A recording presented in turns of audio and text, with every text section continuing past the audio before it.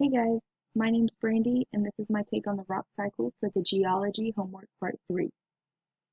It all starts with the magma,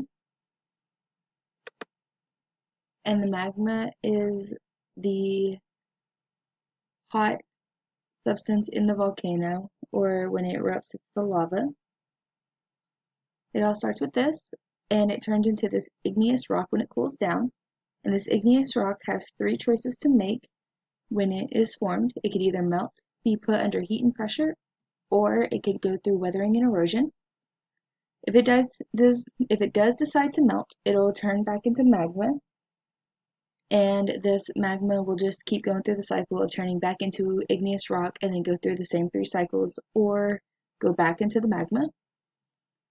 If the igneous rock goes through the weathering and erosion, it will be changed into this grainy sand-like substance called sediment, and this sediment will be put under compaction and cementation and turn into a sedimentary rock. Now the sedimentary rock has two choices.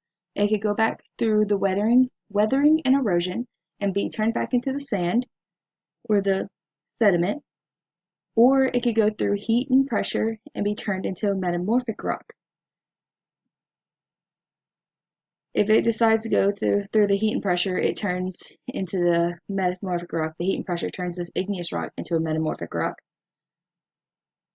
Now the metamorphic rock has two choices to go from its current standing.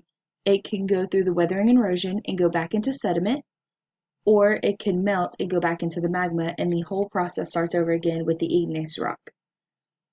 Thanks for watching my video, and I hope you learned something. Bye!